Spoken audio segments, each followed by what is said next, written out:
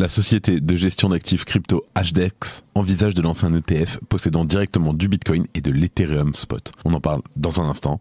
Le Crypto Daily. Mon nom est Benjamin Cohen.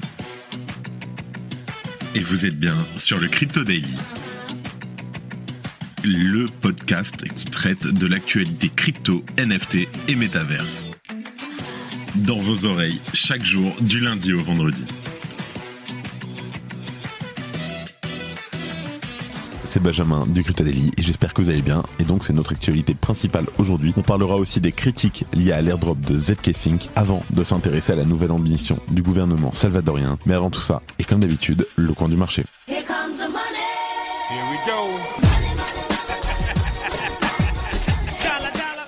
Donc on a un marché qui retrouve un peu de couleur sur les dernières 24 heures. On a un Bitcoin qui perd tout de même 0,5% pour un prix de 65 320 $. Ethereum gagne 2,75% pour un prix de 3540 $. Le BNB et le Sol augmentent respectivement de 1,75 et 2,4%. Le XRP baisse de 1,74% tandis que le Doge gagne 2,35%. Le TON chute lui de 5% et l'ADA augmente de 3,55%. Allez, let's go, on passe aux news.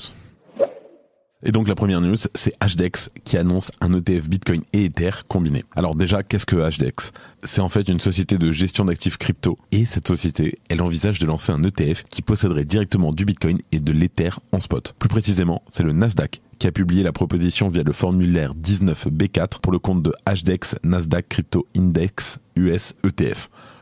Pas facile. Mais cette initiative n'est pas totalement surprenante pour les experts en ETF. Pour rappel, cette proposition elle intervient donc après que la SEC ait approuvé des ETF Bitcoin Spot plus tôt cette année et a aussi récemment validé des formulaires 19B4 pour une série d'ETF Ethereum Spot. D'ailleurs, on a fait une vidéo sur le sujet que vous pourrez retrouver en description. En tout cas, de son côté, HDEX avait décidé de ne pas poursuivre sa proposition pour un ETF Ethereum Spot seul. Cette décision l'avait donc exclu du groupe comprenant BlackRock et Fidelity qui ont, eux, obtenu l'approbation des formulaires 19B4 de la SEC. Selon des sources, HDEX n'a pas encore reçu le retour de la SEC sur les premiers commentaires concernant ces formulaires. Mais de ce que l'on sait pour l'instant du formulaire 19B4, le HDEX Nasdaq Crypto Index US ETF permettra une exposition à Bitcoin et Ethereum en proportion de leur capitalisation de marché. Le fonds détiendra également des liquidités. À noter que Coinbase et BitGo seront les dépositaires si le lancement a lieu. Alors, cette approche, elle est jugée logique par James Seyffart, analyste chez Bloomberg, qui note qu'HDEX propose déjà un ETF crypto similaire au Brésil. L'ETF brésilien de HDEX, qui est connu sous le nom de H11, un nom un peu plus facile que celui de la SEC, permet de s'exposer au marché crypto à travers divers actifs, principalement le Bitcoin et l'Ether. James Seyffart a partagé que cet ETF est composé à 90% de Bitcoin et d'Ethereum et qu'une stratégie similaire devrait être mise en place pour le nouveau fonds proposé aux États-Unis. En tout cas, le dépôt du HDEX Nasdaq Crypto Index US ETF dévoile quand même un point intéressant. HDEX souhaite pouvoir ajouter d'autres actifs crypto dans ce fonds à mesure que la SEC les approuve. Cette flexibilité pourrait permettre à HDEX de diversifier davantage ses offres et de répondre aux besoins évolutifs des investisseurs en crypto. Évidemment, de nombreux investisseurs ont rapidement commencé à spéculer sur de potentielles demandes d'ETF pour différents actifs crypto, malgré le scepticisme des spécialistes. Vous en avez marre de gérer votre argent d'un côté et vos cryptos de l'autre ? De ne pas pouvoir facilement vendre vos cryptos pour créditer votre compte bancaire ? Eh bien la nouvelle app de Débloc va vous changer la vie. C'est le premier compte pour vos euros et vos cryptos en toute sécurité et entièrement régulé en France. Avec Débloc, contrôlez vos actifs en toute tranquillité. Une interface simple et intuitive, un compte créé en 2 minutes chrono et c'est parti. N'attendez plus, découvrez Débloc et montez vous aussi dans le train. Lien en description. En deuxième news, petit problème, 41% des utilisateurs éligibles à l'airdrop de ZK Sync ont vendu leur token. Alors, on en a déjà longuement parlé, mais le lundi 17 juin a marqué l'ouverture de la période de claim de l'airdrop de ZK Sync. Au total, le protocole va distribuer 3,6 milliards de jetons ZK via cet airdrop. Pour rappel, l'offre totale du jeton est fixée à 21 milliards. Déjà, de son côté, le jeton ZK a été listé sur plusieurs plateformes d'exchange majeures, telles que Binance ou Bybit. Évidemment, le jeton est également échangeable sur les DEX du réseau, comme PancakeSwap, SyncSwap, Uniswap et tous les swaps possibles probablement. Comme prévu, à son lancement, le jeton a brièvement atteint les 0,30 $, mais la pression vendeuse engendrée par l'airdrop massif a entraîné le cours vers le bas. Au plus bas, le jeton s'est échangé à 0,19 $ dans la nuit de lundi à mardi. Finalement, au moment où on enregistre, le jeton ZK s'échange actuellement aux alentours des 0,21 centimes de dollars. Ça implique donc un market cap de 800 millions de dollars et positionne ZK Sync à la 95e place du classement des cryptos en fonction de leur market cap. Et comme lors de chaque airdrop, le cours du jeton ZK a été impacté par la vente massive des allocations. L'entreprise Nansen, spécialisée dans l'analyse on-chain, a mené son enquête. Elle a compilé les données des 10 000 adresses ayant reçu la plus grosse allocation. Et parmi ces 10 000 adresses,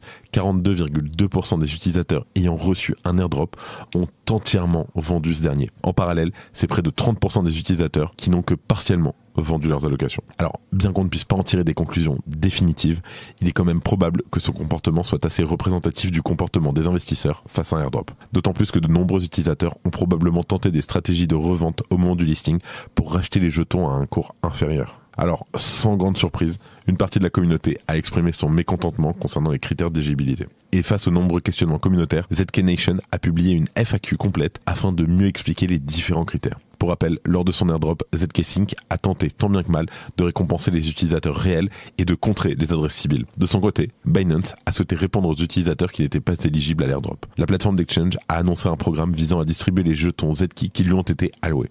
Toutefois, les utilisateurs éligibles de ce programme obtiendront au maximum 200 ZK, soit un peu moins de $50 au cours actuel. Quoi qu'il en soit, ZK Sync ne semble pas vouloir faire marche arrière sur son airdrop et les critères de ce dernier, contrairement à Eigenlayer, qui avait d'ailleurs effectué quelques ajustements avant la distribution de son jeton Eigen suite aux plaintes communautaires. Merci d'écouter le Crypto Daily. Et enfin, en dernière news, on voyage en Amérique du Sud avec le Salvador qui veut intégrer Bitcoin dans les banques du pays. Alors, depuis que le Salvador a adopté Bitcoin comme monnaie légale il y a 3 ans, le gouvernement s'est d'abord concentré sur la création d'infrastructures et d'applications. Objectif, permettre à la population locale d'accéder aux outils nécessaires à l'utilisation de Bitcoin. Ensuite, Nayib Bukele et son gouvernement ont introduit Bitcoin dans les écoles où il est enseigné grâce à des initiatives comme Node Nation et le programme Kubo Plus. D'ailleurs, j'en profite, mais gros big up à notre ami Découvre Bitcoin qui est allé physiquement plusieurs fois enseigner dans les écoles au Salvador pendant de longues périodes qu'est-ce qu'était Bitcoin, comment marchaient les nodes, enfin toute la notion de crypto. Je prends une seconde de plus, mais je vous conseille d'aller regarder ce que fait Découvre Bitcoin. C'est super bien, tout est fully gratuit, il y a une académie, etc. Ça vaut le coup d'aller jeter un petit coup d'œil. En tout cas, le Salvador a également travaillé à l'institutionnalisation du Bitcoin en cherchant à émettre des obligations et en créant des visas spéciaux pour les investisseurs et les enthousiastes du Bitcoin. Mais en fin de semaine dernière, le gouvernement salvadorien est allé encore plus loin en proposant la création d'une banque privée d'investissement. Elle doit permettre aux détenteurs qualifiés de Bitcoin de l'utiliser à travers divers services similaires à ceux de la finance traditionnelle. Et selon le projet de loi, le gouvernement considère les banques privées d'investissement comme un outil précieux. Je cite, « Les banques privées facilitent l'orientation efficace des ressources financières vers des projets entrepreneuriaux et gouvernementaux, ce qui augmente finalement la richesse de la nation. » À cette occasion, Milena Mayorga, ambassadrice du Salvador aux États-Unis, s'est exprimée sur le sujet dans une publication sur X. Je cite, « Dans le cadre de notre plan économique pour le Salvador, nous proposons une banque d'investissement privée où nous pouvons diversifier les options de financement proposées aux investisseurs potentiels en dollars et en Bitcoin. » Alors, le projet de loi changerait beaucoup de choses pour ces banques privées d'investissement. Par exemple, elles devraient disposer d'un capital social minimum de 50 millions de dollars et d'au moins 2 actionnaires locaux ou étrangers. On peut aussi noter qu'elles auraient la possibilité d'opérer en dollars et en Bitcoin, ainsi que de servir de fournisseurs de services d'actifs numériques. À noter que ce projet de loi proposé par le gouvernement de Bukele intervient seulement 2 semaines après la réélection du président sortant avec 85% des voix. Nayib Bukele sera donc encore à la tête de l'État salvadorien pour les 5 prochaines années. Allez, je vous laisse avec Thomas pour les news en bref et je vous retrouve juste après. Merci Benjamin et bonjour à tous. Et on commence avec la SEC qui abandonne son enquête contre Ethereum. La SEC a annoncé la fin de son enquête sur la classification d'ETH en tant que titre. Selon un post de Consensus, cette décision signifie que la SEC ne portera pas d'accusation concernant les ventes d'ETH comme transaction de titre. Est-ce que Donald Trump serait derrière le token DJT ? Arkham Intelligence offre une prime de $150 000 pour identifier le créateur du token DJT basé sur Solana. Ce dernier a augmenté de 500% sur des rumeurs non fondées de lien avec Donald Trump.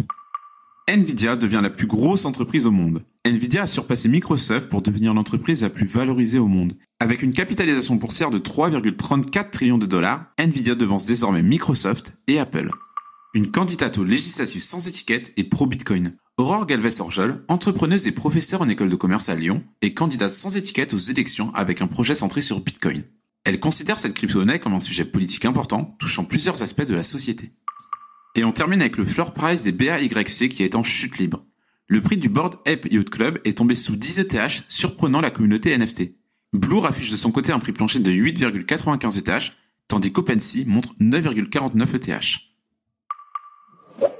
Et voilà, c'est la fin de ce résumé de l'actualité du jour. Petit message pour vous tenir informé qu'on fait gagner $500 sur notre dernier Crypto Drinks, donc avec CryptoPixou, Capette, Alex Leroux et Artem. Très très sympa comme épisode. À mon avis, regardez-le en mode un peu plus tranquille. En tout cas, c'était Benjamin pour le Crypto Daily. Je crois que j'ai tout dit et moi je vous dis à demain.